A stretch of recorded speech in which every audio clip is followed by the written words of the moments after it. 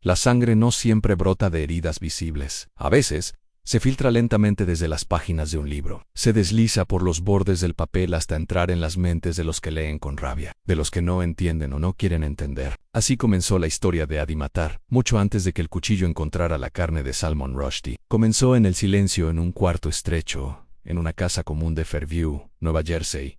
Un joven de mirada oscura pasaba horas frente a una pantalla. No hablaba mucho. Sus palabras eran escasas incluso para su madre, con quien vivía. Había dejado de reír, de soñar, de pertenecer. Era como si la realidad se hubiera retirado de su mundo y él viviera en otra frecuencia, más baja, más densa.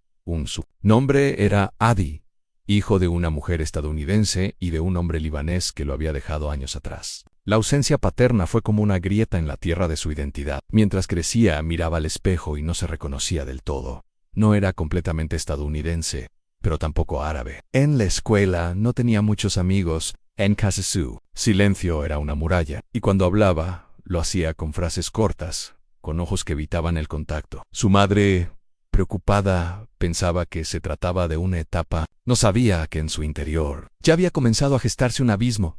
Todo cambió en 2018. Fue ese verano cuando viajó al Líbano por primera vez. Su padre lo invitó a pasar unos meses con él. Adi aceptó sin entusiasmo, pero con una necesidad que ni él mismo comprendía entender quién era. La aldea donde lo esperaba su padre no tenía mucho más que polvo, piedra y memorias. Casas de cemento agrietado, ventanas sin vidrio, voces apagadas por el calor. En ese lugar las historias no se contaban, se susurraban, y una de ellas, la que lo marcaría sin vuelta atrás, era la de Salman Rushdie. Durante una noche calurosa en la sombra de una terraza, escuchó el relato por primera vez. Un hombre, Mayo R., con un cigarro encendido y voz temblorosa, habló de un autor que había insultado al profeta. Un blasfemo, un enemigo, un demonio disfrazado de escritor. Adi no sabía quién era, nunca había leído su obra. Pero las palabras del anciano no necesitaban pruebas. Era un veneno puro, directo al alma. Había odio en cada sílaba. Fuego, contenido. Y aunque nadie lo decía abiertamente, en los ojos de los presentes brillaba la esperanza de que algún día alguien corrigiera aquel agravio. Adi no volvió a ser el mismo desde aquella noche. Comenzó a buscar, a leer fragmentos, a ver documentales, noticias antiguas, entrevistas. No le interesaba la literatura. Lo que lo atrapó fue el conflicto, la condena, la historia de un hombre condenado a muerte por escribir, y más aún por sobrevivir a su condena. La fatwa, lanzada por el Ayatollah Khomeini en 1989, le parecía, en sus palabras, una orden eterna, un mandato suspendido en el tiempo, esperando ser ejecutado por alguien digno, por alguien que tuviera el valor de hacerlo. Esa palabra, fatwa, se convirtió en un eco que no lo abandonaba. Regresó a Estados Unidos con ella grabada en la mente como una oración maldita. No hablaba de eso con nadie, ni con su madre, ni con sus compañeros de gimnasio, ni con los pocos conocidos que tenía. Se volvió más reservado. Su ropa cambió. Su mirada se endureció. Su tiempo lo ocupaban foros anónimos, vídeos y líderes extremistas, lecturas selectivas del Corán y de interpretaciones radicales. Pero nunca mostró señales claras que pudieran alarmar a las autoridades. Era cuidadoso, invisible, en silencioso. Mientras tanto, seguía a Rushdie de lejos. Observaba sus movimientos, sus presentaciones, sus entrevistas. Sabía que ya no vivía oculto como antes, que el escritor había decidido mostrarse al mundo, hablar libremente, como si la condena no pesara sobre él. Esa actitud lo irritaba. Profundamente lo sentía como una provocación. Una burla. En la semilla estaba plantada y comenzó a crecer en la oscuridad noche tras noche. La idea se volvía más fuerte, no como una decisión consciente, sino como una obsesión. Adi no se veía a sí mismo como un asesino. En su mente, era un ejecutor de justicia, un instrumento, alguien que completaría lo que otros no habían podido. No necesitaba órdenes, ni jefes, ni promesas de recompensa. Para él bastaba con cumplir con lo que consideraba su deber. Lo más inquietante era que no lo hacía por fama. No buscaba reconocimiento. Era algo más íntimo, más retorcido, una ofrenda personal, silenciosa, brutal. Pasó meses planeándolo, sin errores, sin señales. Leyó sobre cómo conseguir un arma, sin levantar sospechas. Estudió los horarios, los eventos donde Rushdie estaría presente, y finalmente encontró lo que parecía una oportunidad perfecta: a una charla pública en Chateau. Un sitio abierto, sin detectores, sin muros, una puerta entreabierta al destino. Compró su entrada. Reservó alojamiento, preparó la mochila, todo con la frialdad de quien no duda. La noche anterior durmió profundamente. Soñó con fuego y con tinta. La mañana del 12 de agosto de 2022, se despertó con el corazón tranquilo. Caminó hacia el auditorio como si fuera un ritual. El cielo estaba despejado, la brisa era suave, y en su mente solo había una frase: no es un crimen, si es justicia. Nadie notó al joven de chaqueta oscura. Nadie vio la tormenta que se gestaba tras esos ojos vacíos. Solo él sabía que, para alguien en alguna parte del mundo, estaba a punto de convertirse en un mártir en el escenario. Sin saberlo, Salman Rushdie ya esperaba la primera puñalada del pasado. Por un instante que se extendió como una eternidad invisible, todo quedó suspendido en el aire. La multitud se había reunido con calma, esperando escuchar al célebre escritor hablar sobre la libertad de expresión, la imaginación y el refugio que la palabra otorga frente a los dogmas. Nadie entre ellos, ni siquiera los organizadores del evento, sospechaba que el aire, tan sereno, estaba a punto de quebrarse con violencia ancestral. Salman Rushdie se preparaba para hablar, ajeno a la sombra que se deslizaba entre los asientos. Como un pensamiento maligno tomando forma, Nadie Matar lo observaba desde su butaca, su cuerpo quieto, pero sus pensamientos encendidos, como brasas ocultas bajo la piel. El cuchillo dormía dentro de su chaqueta, cerca del pecho, latiendo como un segundo corazón. La tela no lo tocaba, lo acorrechaba. Cada segundo que pasaba lo acercaba a lo inevitable. Y sin embargo, no temblaba. No dudaba porque, en su mente, ya lo había hecho 1000 veces. En sueños, en ensayos mentales, en imágenes que se repetían con precisión quirúrgica. Afuera, los árboles susurraban con el viento. Adentro, los aplausos saludaban a Rushdie, que sonrió y se acomodó frente al micrófono. Su rostro mostraba calma. No había miedo en su mirada. Años antes, su vida había sido confinada al encierro y la vigilancia extrema, pero ahora se movía. Libremente confiaba, pensaba que el peligro había pasado, que los años lo habían perdonado. Nadie se levantó de su asiento. No hubo gritos, ni señales, ni siquiera una respiración agitada que delatara su intención. Fue una transición silenciosa entre el anonimato y el acto. Una sombra que se volvió cuerpo, una decisión que se volvió carne. Y entonces, sin mediar palabra, corrió hacia el escenario, atravesando los pocos metros que lo separaban de su objetivo como una flecha que se lanza. Desde siglos de odio en el primer movimiento del cuchillo, fue ciego, preciso y directo. Rushdie no lo vio venir. Su rostro se contrajo en un gesto de sorpresa pura, como si por un instante su mente no pudiera entender lo que su cuerpo ya sentía. La hoja penetró su costado, seguida por una segunda, una tercera, rápidas y silenciosas. El cuchillo subía y bajaba, danzando en manos entrenadas no por el ejército ni por la ley, sino por la idea fija de una ejecución justa. El moderador del evento intentó interponerse, pero también fue alcanzado por la furia afilada. Los espectadores gritaron, se levantaron, retrocedieron. Nadie entendía. Algunos pensaron que era una performance, otros que se trataba de una protesta radical. Pero la sangre en el escenario no era teatral. Tenía color, olor y se deslizaba por la madera como un río de verdad. Miembros de seguridad y asistentes valientes se abalanzaron sobre Adi. Lo inmovilizaron.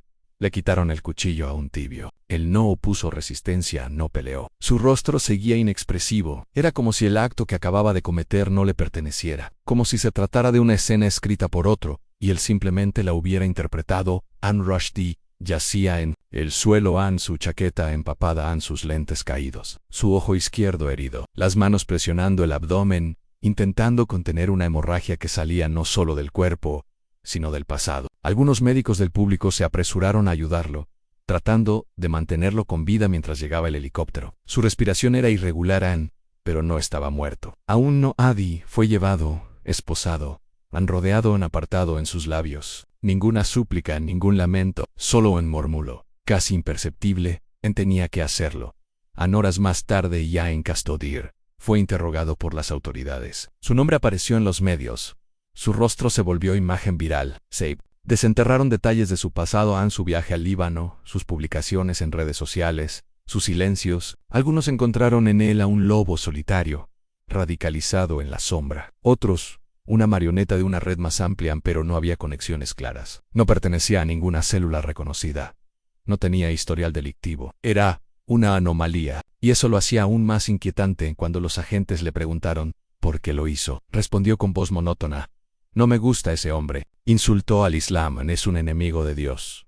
Una respuesta simple, fría, como si con eso bastara para justificar la sangre. Como si las palabras escritas 33 años antes aún ardieran en la conciencia del mundo. y él hubiera sido el elegido, el único dispuesto a no olvidar. Los psiquiatras lo evaluaron. Sus expresiones eran desconectadas, su discurso lleno de saltos. No parecía delirante, pero sí profundamente obsesionado. Su mundo interior estaba marcado por el blanco y negro, el bien y el mal. Y en ese universo, Rushdie representaba la blasfemia hecha carne, un símbolo. No un hombre. En el evento conmocionó al mundo. Políticos, escritores y defensores de la libertad de expresión se pronunciaron. Algunos recordaron que las ideas no matan, pero sí pueden ser asesinadas. Otros, con voz tenue, admitieron que la herida nunca había cicatrizado por completo, que el peligro nunca se había ido, pero en el corazón del misterio seguía latiendo una pregunta que nadie podía responder con certeza. ¿Por qué ahora? ¿Por qué después de tantos años? ¿Por qué un joven nacido en California, criado en Nueva Jersey, sería quien decidiera saldar una deuda que no era suya? Las respuestas parecían escapar, como humo entre los dedos. Solo Adi conocía la verdad, y tal vez ni siquiera él la entendía del todo, porque en ocasiones el odio no se explica, solo se transmite, y en ese escenario bajo la luz tenue lo que había ocurrido no era simplemente un intento de asesinato, era una repetición, una sombra antigua, despertando otra vez.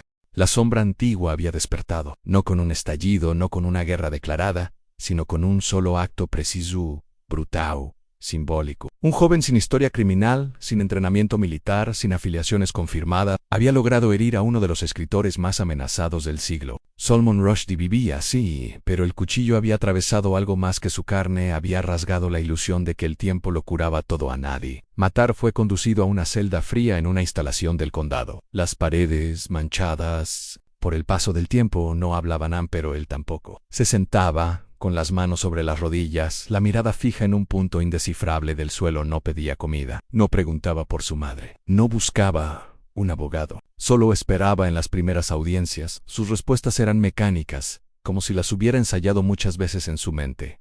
Dijo que no estaba arrepentido, que lo había hecho por la fe, que no le gustaba Salman Rushdie, pero no decía más. Las palabras, como todo lo demás en él, eran economizadas, medidas, sin emoción visible. Parecía vacío, pero no derrotado.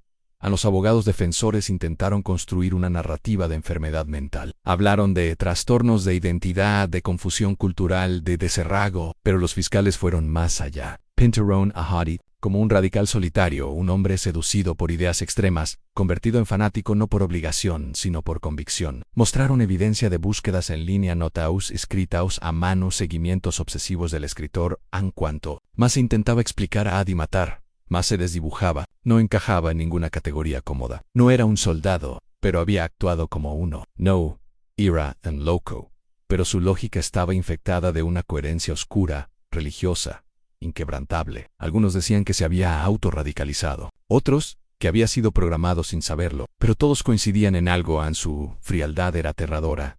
Mientras tanto el juicio capturaba la atención del mundo, las preguntas se multiplicaban como ecos.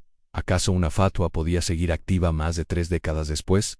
¿Había actuado solo? ¿Quién se beneficiaba de su intento? Pero lo más inquietante no eran las respuestas que nadie tenía, sino el silencio del acusado, porque era un silencio que parecía proteger algo, o a alguien. Salman Rushdie, aún en recuperación, se mantuvo alejado de la prensa. Su equipo legal evitó que se difundieran detalles de su estado, aunque se filtró que había perdido la visión, de un ojo y movilidad parcial en una mano. Y aún así, su voluntad permanecía. En silencio, desde su habitación de hospital, seguía escribiendo, porque eso era lo único que siempre lo había salvado. A los expertos discutían si Adi había actuado por ideología, por manipulación o por un trauma más profundo. Algunos sugirieron que el viaje al Líbano lo había expuesto a discursos venenosos, a influencias invisibles, adoctrinamiento emocional, pero no había pruebas concretas. Solo endició sugerencias. Y eso era lo más misterioso. El crimen había sido cometido con precisión, pero sin dejar rastros sólidos de su origen. Una de las sesiones judiciales, se presentó un cuaderno encontrado en su habitación. Allí, entre páginas arrugadas, había frases escritas una y otra vez. La blasfemia tiene precio. No es justicia si el impío vive. A veces, el silencio es complicidad. La caligrafía era clara. Las frases, espaciadas como salmos, no hablaba de Rushdie por nombre, pero las referencias eran evidentes. El cuaderno fue exhibido como prueba de premeditación, pero también como ventana a una mente atrapada en un ritual privado. En una lógica de fuego y absolutos, a los periodistas buscaban a su madre. La encontraron, una mujer visiblemente afectada, que solo alcanzó a decir que su hijo era alguien diferente antes del viaje. Q. Volver ya no sonreía, que se volvió intenso, aislado, devoto de algo que ella no comprendía. El fiscal preguntó, ¿le habló alguna vez de Salman Rushdie? Ella bajó la mirada. No, pero lo escuché pronunciar su nombre, como si fuera una maldición. El juicio se prolongó por semanas. Los argumentos eran repetitivos, pero la aura de misterio crecía, porque lo que se intentaba juzgar no era solo a un hombre, sino a una idea, a un impulso, a una cadena invisible que lo había guiado desde Nueva Jersey y hasta la sangre derramada en Chautauqua. El día del veredicto. La sala estaba llena, las cámaras fijas, el aire denso. Adi Matar se mantuvo de pie inmóvil, mientras el jurado leía su destino: culpable de intento de asesinato en segundo grado, culpable de agresión armada, culpable de atacar con intención de matar. No, reaccionó. Han solo levantó ligeramente la cabeza, y por primera vez en todo el proceso, sus ojos buscaron los del juez Han. No dijo nada, pero en su mirada había algo difícil de definir. No desafío, no temor.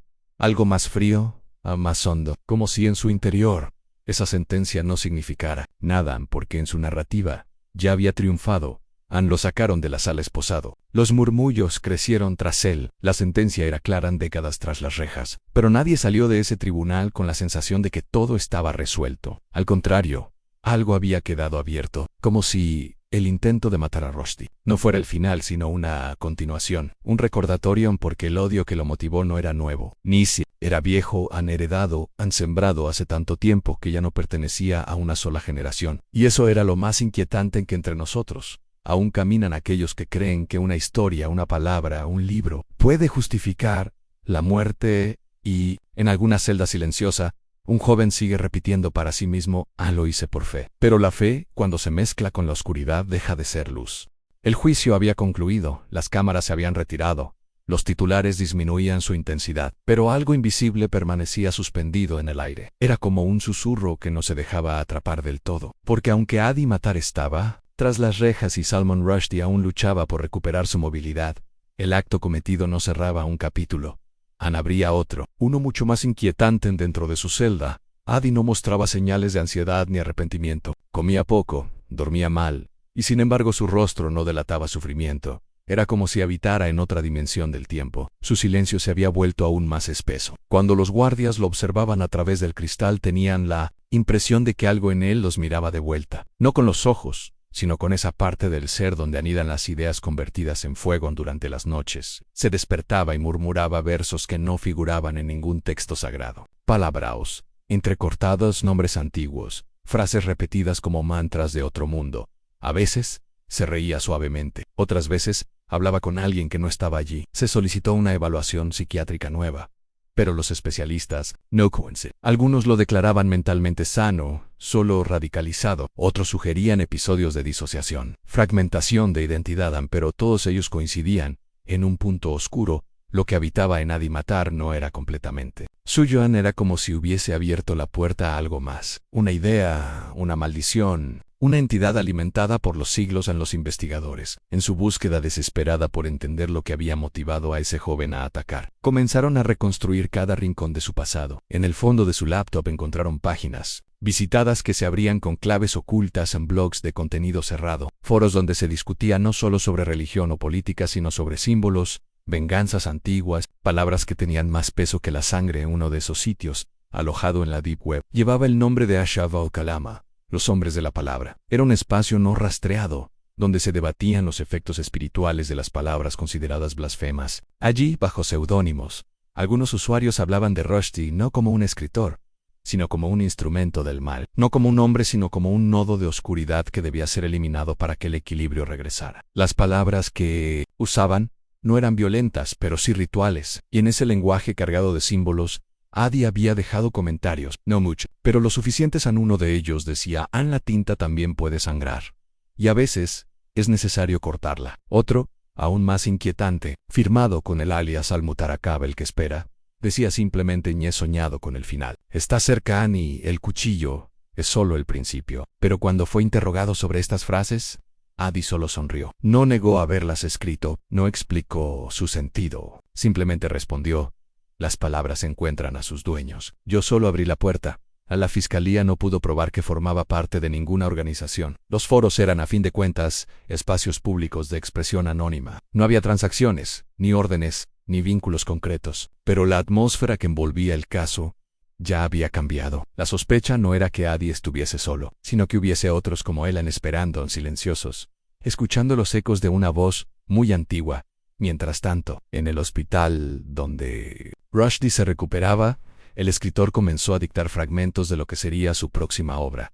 No hablaba de política, ni del ataque, hablaba de sombras, de un rostro sin ojos que lo visitaba por las noches, de una herida que sangraba palabras. Su prosa se volvió más enigmática, más espiritual, como si hubiese tocado algo invisible durante el ataque, algo que transformó su manera de entender la vida. Y la muerte, en las primeras líneas de su nuevo manuscrito decían: no, fue un cuchillo lo que me cortó Saino una idea con filo. Un equipo venía de siglos atrás, y al sangrar, sentí que el mundo también sangraba. En las redes comenzaron a llenarse de teorías. Unos decían que Adi había sido hipnotizado, otros que formaba parte de una secta sin nombre, algunos incluso hablaban de una posesión. Pero más allá del sensacionalismo, persistía una verdad silenciosa.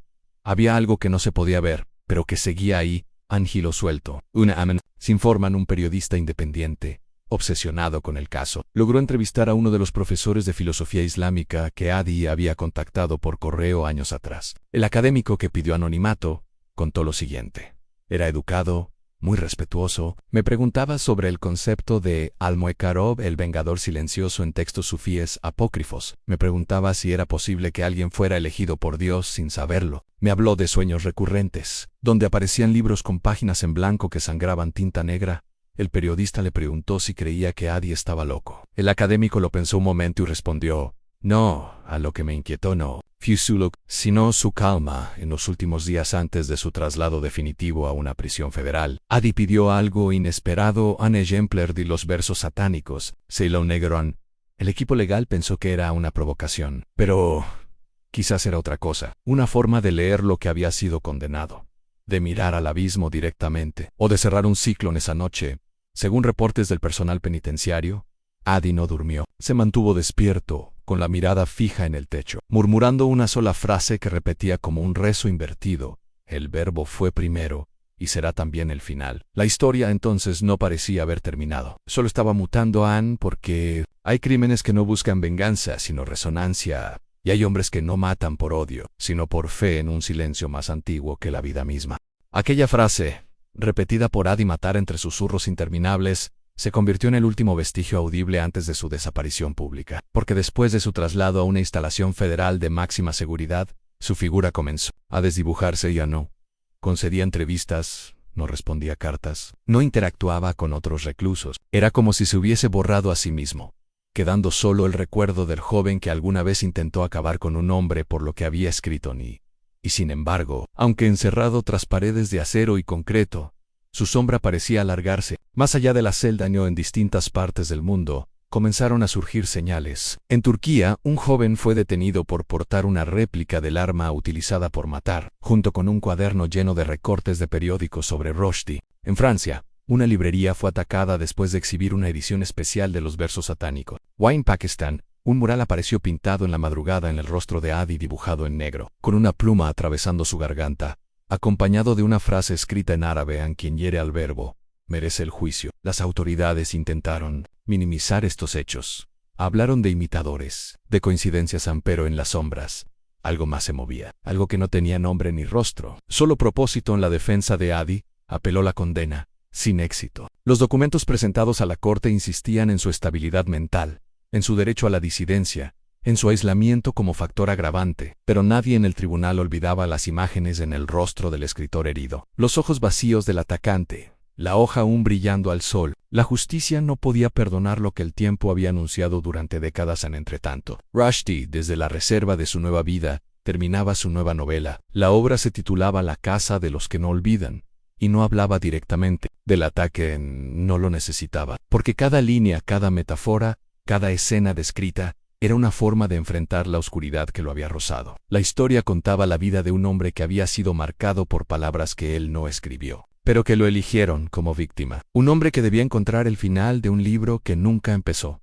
A los críticos la describieron como su obra más enigmática. Algunos la llamaron profética, otros un testamento, pero había algo en esas páginas que no podía explicarse con palabras simples, algo que dolía sin herir, como si cada párrafo arrastrara con él el eco de una profecía sin cerrar un y fue. En ese contexto donde ocurrió lo más inesperado, un periodista freelance de origen libanés, con acceso a canales alternativos de comunicación, afirmó haber recibido una carta manuscrita atribuida a Adi Matar. No había remitente. Claro, solo un sobresellado con una palabra escrita en tinta roja Anser, que en árabe significa secreto. En el contenido de la carta era breve, sin fecha sin firma, solo líneas sueltas. Una de ellas decía: no fui yo, fui elegido. Eitra. Las palabras me encontraron, como ríos que buscan mar. Y finalmente, el que hiere al verbo es solo uno. Pero el verbo herido nunca olvida. La autenticidad de la carta nunca pudo comprobarse. Pero el periodista juró que la tinta aún estaba fresca, que al abrir el sobre, sintió un escalofrío recorrerle la espalda, como si hubiera abierto algo más que papel en círculos académicos. Comenzó a discutirse una posibilidad extraña, que el intento de asesinato no fuese un simple acto de extremismo, sino un gesto ritual, un acto simbólico destinado a interrumpir una narrativa que, para algunos, contenía más poder del que podía verse. Y si el ataque no fue un crimen, sino un intento desesperado por silenciar un verbo que desafiaba siglos de oscuridad, y si en algún rincón del mundo existen quienes creen que las palabras pueden provocar terremotos en la fe. En la celda de Adi, un guardia de mantenimiento, encargado de revisar los conductos de ventilación, descubrió algo inusual en símbolos, tallados en la pared, casi imperceptibles. No eran dibujos, eran palabras, nombres en términos antiguos en árabe, farsi y un idioma no reconocido. Se fotografiaron, se analizaron, se cruzaron con textos sagrados y códices prohibidos, y aunque no se logró una traducción completa, una palabra se repitió más de 20 veces en Al-Kolaima. La palabra las autoridades decidieron pintar sobre los grabados o silenciarlos pero algo ya se había liberado. Salman Rushdie, una conferencia cerrada en Londres, habló de ello por primera vez. No temo al cuchillo, temo al silencio que viene después, porque el silencio siempre espera con más paciencia que la violencia.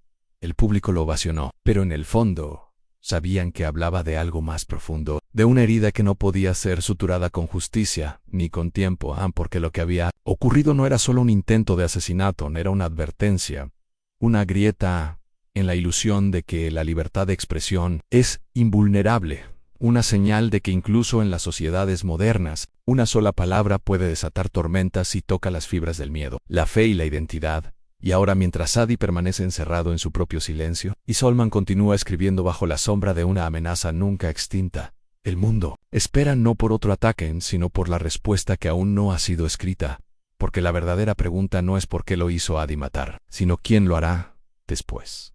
La celda permanecía en silencio, como si el tiempo dentro de ella transcurriera de forma distinta al resto del mundo. Afuera, la sociedad había seguido adelante. Las noticias cambiaron de rostro, los titulares encontraron nuevas víctimas, nuevos heroes. Pero allí, entre sombras y concreto, Adi Matar continuaba sentado, inmóvil, con los ojos clavados en la pared sin mirar realmente nada. No hablaba, no escribía, no pedía, solo respiraba. Y sin embargo, cada amanecer parecía que algo en su cuerpo se aferraba a un propósito que nadie más comprendía, como si aún estuviera esperando una señal, como si supiera que su historia no había terminado. Una noche, durante una inspección rutinaria, un oficial se acercó a la reja. Observó al joven en penumbras, sentado como siempre. Pero había algo distinto en un leve movimiento en sus labios, como una palabra que nacía por dentro, sin ser dicha completamente. El oficial, curioso, se acercó y le preguntó en voz baja: ¿a quién esperas? Y entonces, por primera vez en meses, Adi levantó la cabeza. Su rostro permanecía tranquilo, casi sereno, sus ojos eran pozos oscuros sin fondo, y respondió, sin emoción, sin odio, sin fe a la próxima palabra, porque lo que no se pudo matar con cuchillos aún puede morir en el olvido. Y así, en el silencio profundo de una prisión olvidada, quedó suspendida la amenaza invisible. Porque cuando la palabra hiere, el cuerpo sangra, pero cuando el cuerpo hiere a la palabra, el mundo entero tiembla.